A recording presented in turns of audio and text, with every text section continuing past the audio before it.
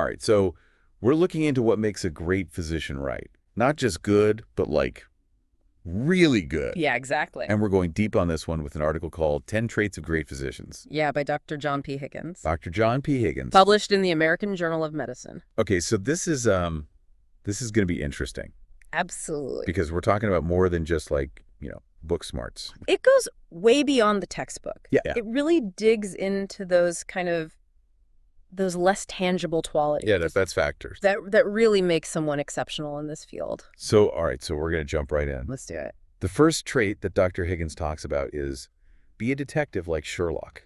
Okay, I like that. Right. Yes. So he kicks this off with that classic Sherlock Holmes quote. When you have eliminated the impossible, whatever remains, however improbable, must be the truth. It really highlights how a curious and inquisitive mind is so critical in medicine. Absolutely. Like, it's not just about, memorizing facts and procedures. Mm-hmm. It's about being able to really think critically and solve problems. Like a puzzle. Exactly. Yeah, and to illustrate this point, Okay. he shares a story about a patient named Henry who had heart failure. Oh, okay. But here's the thing. No matter how Dr. Higgins, adjusted the medications, Mhm. Henry's lab work was just all over the place. Oh. Like it just didn't make sense. It was a puzzle that didn't seem to have a solution. Right. So it was like a medical mystery. It was a medical mystery? And it turns out the missing piece was something that no one could have predicted. Henry's wife was managing his medications because he was blind. Okay. And she couldn't see well enough to like sort the pills. So she was mixing them all together in a bowl and giving him a scoop each day. Wow, so it was like a pharmaceutical smoothie. Basically. Yeah. I know, right? It's kind of hilarious and terrifying at the same time. Yeah, I can see that. But think about the detective work involved here. Right. Dr. Higgins, he noticed these little cues from Henry's wife. Like she was avoiding eye contact and hesitating when they were talking about the medication routine. Uh-huh. And there was those observations, like those subtle things combined with his intuition that led him to investigate further. It's amazing how sometimes those nonverbal cues can be so telling. Right. Yeah. It's like our bodies betray us even when we're trying to, keep something hidden. Right. Or our loved ones' bodies. Yeah. In this case. Exactly. It's like in those, those detective stories where like a tiny little detail ends up cracking the whole case wide open. Absolutely. And in medicine, those details could be anything, right? It could be the patient's body language or like a small change in their symptoms or even just a random comment that they make. It's all about being attuned to those subtleties and putting the pieces together. Yeah, like putting the puzzle together. Yeah. So for those of us who aren't, medical detectives, Yeah. what can we take away from this? How can we cultivate that kind of Sherlockian mindset in our own lives? I think it starts with being present and observant, really paying attention to what's going on around you and asking questions.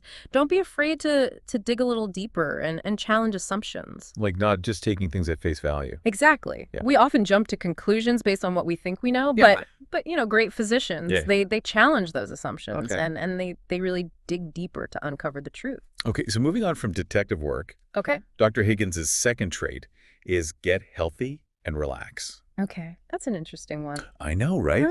I was kind of surprised to see this one so high on the list. Yeah. But he makes a really compelling argument for why a doctor's well-being is directly connected to the quality of care that they can provide. Absolutely.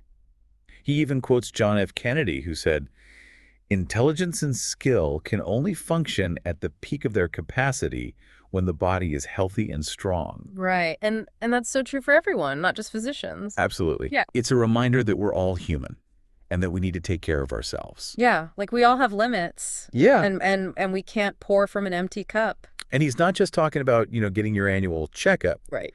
He's emphasizing the importance of regular exercise. Okay. And not just for like the physical benefits, but for managing stress. Oh, yeah. And preventing burnout. Absolutely. He actually lays out the current recommendations, which are 3 to 5 days of aerobic exercise a week, 2 to 3 days of strength training, and at least 1 day focused on flexibility or balance. It's like a holistic approach to fitness. It is. It is. It's recognizing that physical and mental well-being are so intertwined. But he also cautions against, pushing yourself too hard. Okay. He uses this Chinese idiom, horgam, which I can't pronounce, but it basically translates to things turn into their opposites when they reach the extreme. Oh, wow. I like that. Yeah, It's like that concept of too much of a good thing can be a bad thing. exactly. So it's about finding that balance between pushing yourself and giving yourself time to recover. Yeah, sustainability is key. Right, sustainability. Yeah. So it's not just about like hitting the gym, 5 days a week. Uh-huh. It's about cultivating a lifestyle that really supports both your physical and mental health. Yeah, absolutely. It's recognizing that taking care of yourself is essential to taking care of others. Yeah. Okay, so moving on to the third trait. And this one is all about being present and attentive. Dr. Higgins calls it, be a master listener. And he kicks this one off with a quote from Sir William Osler, who famously said, "Listen to your patient. He is telling you the diagnosis." It sounds so simple, right? Like just listen. Right. But as we all know, truly listening is a skill. It is. It is. It takes practice. It does. And intention Yeah. to really be present with someone and hear what they're saying. And Dr. Higgins emphasizes the importance of active listening, using all your senses to really pick up on both the verbal and nonverbal cues that your patient is giving you. It's not just about the words. It's about the tone of voice, the body language, Right. the things that aren't being said. The things that are unsaid, yeah. Yeah. Yeah. And to really drive this point home, Okay. he shares a story about a patient whose implantable loop recorder was picking up these weird episodes of ventricular tachycardia. Okay, now for our listeners who aren't cardiologists, ventricular tachycardia, that's a dangerously fast heart rhythm. Yes, it is. Yeah. But the strange thing was, Okay. these episodes were only happening between midnight and 2 a.m. Okay. That is strange. Right. So through careful observation and questioning, Dr. Higgins discovered that this patient was having an affair. Oh, wow. And those heart episodes were happening during those late night rendezvous. So the stress and excitement were literally triggering the arrhythmia. Exactly.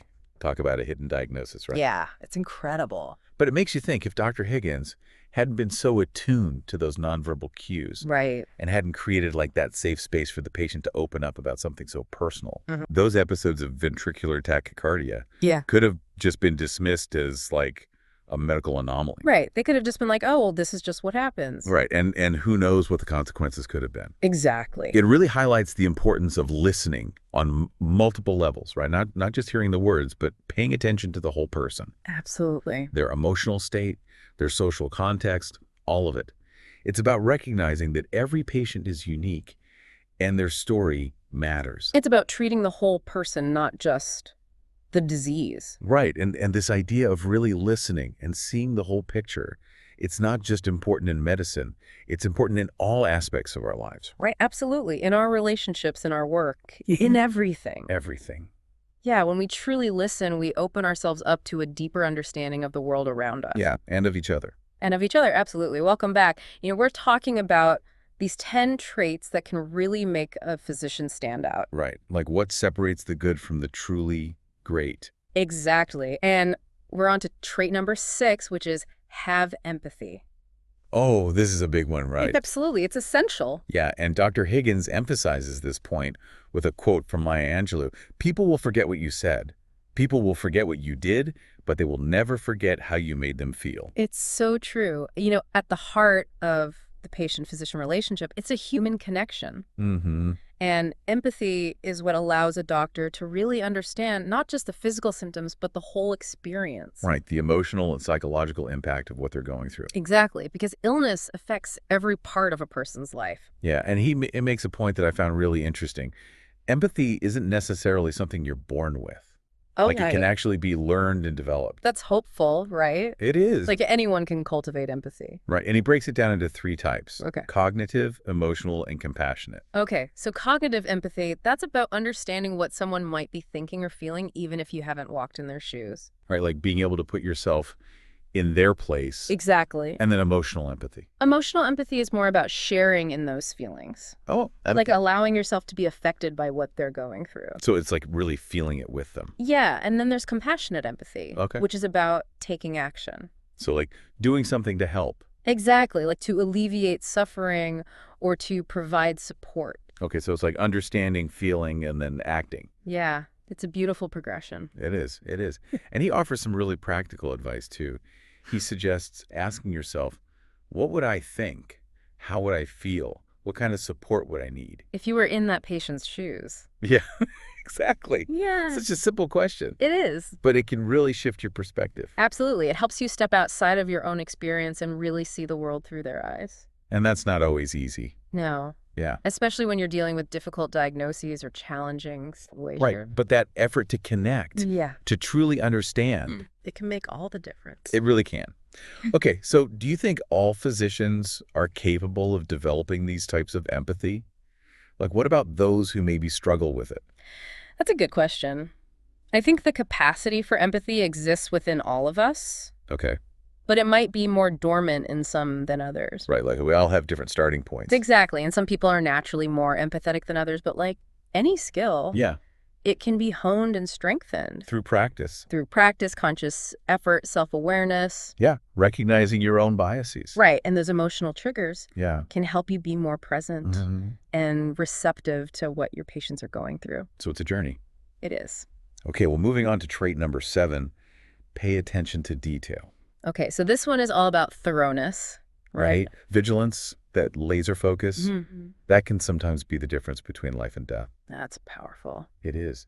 And to really illustrate this, Dr. Higgins shares a pretty dramatic story from his time in the emergency department. Okay. He was treating a patient for chest pain when he overheard the staff in the next room dealing with a case of unstable atrial fibrillation. Okay, now I know that probably sounds like a foreign language to some of our listeners. Right. Atrial fibrillation, it's basically an irregular and often rapid heart rhythm. So like the heart's not beating in a normal pattern. Exactly, and unstable means that it's causing serious symptoms. Okay, so like a drop in blood pressure? Yeah, difficulty breathing, things like that. It's a serious situation. In this case, the staff was preparing to perform synchronized cardioversion. Okay, and can you explain what that is? Yeah, so synchronized cardioversion, it's a procedure that uses a controlled electrical shock to try to reset the heart's rhythm. So it's like giving the heart a little jump start Right. back into a normal rhythm. Exactly, but as they were getting ready, Uh-oh. something went wrong. What happened? They accidentally performed defibrillation instead of synchronized cardioversion. Okay, so defibrillation, that's also an electrical shock. Yeah. But it's like different, right? It's delivered at a much higher energy level, Okay. and it's not synchronized with the heart's electrical activity. So it's like more of a brute force approach? Yeah, you could say that. So in this case, they were trying to do one thing, Yeah, but they ended up doing something else that could have made the situation worse. potentially much worse, yeah. And thankfully, Dr. Higgins was right there. Okay. And he was able to intervene and perform defibrillation at the right time. Wow, talk about being in the right place at the right time. I know, right? It was a very close call, Yeah. but it really makes you think about how even a small mistake or a moment of inattention, Can have huge consequences. it can, especially in medicine. Absolutely. And, I think Dr. Higgins takes away some really important lessons from this experience. Like what? Well, first and foremost, attention to detail is absolutely critical, Right. but also always have a backup plan. Okay. Things don't always go as planned, so be prepared for the unexpected. Yeah, like have a plan B and maybe even a plan C. Exactly. And also, every action has consequences. Every inaction has consequences. So think before you act. Right. Weigh the potential outcome. Exactly. And lastly, remember that every patient is unique. Right. They may respond differently to treatment, so you have to be adaptable. Tailor your approach to the individual. Absolutely. So it's not just about knowing the protocols. Right. It's about being present, being observant, and being ready to adjust course when needed. Exactly. Those are valuable lessons, not just in medicine. But in life too, right? Absolutely. Okay, well, let's talk about trait number 8, develop resilience. Oh, this is another really important one. It is, especially for physicians who are constantly dealing with life and death situations. Yeah, and witnessing a lot of suffering. Yeah, it takes a toll. It does, and Dr. Higgins shares a very personal story in this section about dealing with the death of a child early in his career. Oh, wow. It was Christmas Day, and this 9-year-old girl was brought in after being hit by a drunk driver. And despite their best efforts, the medical team couldn't save her. That's heartbreaking. It is, and it really highlights the emotional toll that this profession can take. Yeah, and Dr. Higgins talks about how his attending physician, after the little girl passed away, Yeah. put his arm around him and said, "This goes with the territory." Wow, what a heavy statement. It is. It's a stark reminder of the realities of medicine, but it also emphasizes the importance of having a support system, Absolutely. like people you can lean on during those tough times. Yeah, because you can't do this alone. You can't. And resilience isn't about becoming emotionally detached. No, it's not about shutting down. It's about developing healthy coping mechanisms. Right. Finding ways to process those difficult experiences so they don't consume you. Exactly. And he mentions things like maintaining an optimistic outlook, Mm, practicing cognitive reframing, which is basically challenging negative thoughts and replacing them with more positive or realistic ones, right. and seeking out grounding connections, whether it's through nature, hobbies, relationships, Good. It's about taking care of yourself so you can take care of others. like that oxygen mask analogy on airplanes. I accept. Okay, so moving on to trait number 9, take responsibility. Okay. And for this one, he quotes Stephen Covey, who said, "I'm not a product of my circumstances, I'm a product of my decisions." It's about owning your choices. Yeah, and recognizing that even in a complex system like healthcare, Mm-hmm.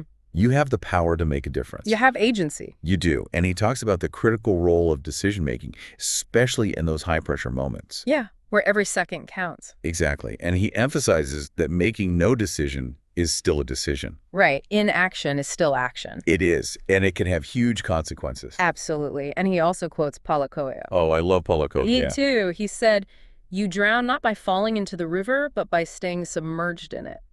It's a powerful reminder that we can't let setbacks or mistakes paralyze us. We have to learn from them, Yeah. pick ourselves up, and keep moving forward. And he balances that with a quote from John D. Rockefeller, who said, "The secret of success is to do the common things uncommonly well." Oh, I love that. Right. It's about finding excellence in the everyday, Yeah. Those little things those small actions and decisions. that, when done with care and intention, can have a ripple effect. Exactly. So it's not always about the grand gestures. No. It's about showing up consistently Yeah, and doing your best even in those mundane tasks. absolutely. Okay, so we've arrived at the final trait, count your stars. Ooh, I like this one. Yeah, and Dr. Higgins introduces it with lyrics from that One Republic song, Counting Stars. Oh, okay. He says, "No more counting dollars, we'll be counting stars." He's talking about finding fulfillment beyond material rewards. Exactly. And I think in medicine that means finding satisfaction and making a positive impact on your patients' lives. Yeah, those moments of connection when you know you've made a difference. Yeah, however small it may seem, Those are the things that matter. those are the stars worth counting. Absolutely. Yeah, it's amazing how all of these traits kind of work together, you know? Right, they build on each other. Yeah, we've gone from, being detectives to taking care of ourselves to really understanding and connecting with our patients. Yeah, it paints such a clear picture of what it takes to be a truly great physician. And I think what's so powerful is that these qualities, they're not limited to medicine. Absolutely. Anyone can benefit from cultivating curiosity, Right. practicing active listening, finding their passion. Yeah. And, I think what I appreciate about Dr. Higgins' approach is that he doesn't sugarcoat things. Right. He acknowledges the challenges of medicine. Yeah, the emotional toll, the burnout. Yeah, the weight of responsibility. It's a demanding profession. It is, but he also provides like a roadmap for navigating those challenges. Mm-hmm, mm-hmm. A way to not just survive, but to really thrive. Yeah, I think the key takeaway for me is that medicine, it's a science, but it's also deeply human. Absolutely. It's about connecting with people, understanding their stories, and recognizing that every patient is an individual. And that's where these 10 traits come in. They bridge that gap between knowledge and compassion. Between the technical and the human side of medicine. Exactly. I'm really drawn to that idea of counting your stars. Finding fulfillment in those small but meaningful moments Yeah. where you've made a difference in someone's life. It's a good reminder that success isn't always about money or recognition. Right. It's about making a positive impact. It's about those human connections, those acts of service. Exactly. And as we wrap up this deep dive, I'm feeling really inspired. Me too. Like Dr. Higgins has given us a framework for not just being good at what we do, but for being better human beings. Yeah, it's about living a life of purpose and meaning. And it's been such a pleasure exploring these ideas with you. Likewise. And I really hope our listeners have found it as insightful as I have. I hope so too. So thank you for joining us on this deep dive into the 10 traits of great physicians. And remember, keep learning, keep growing, and keep counting your stars. Until next time.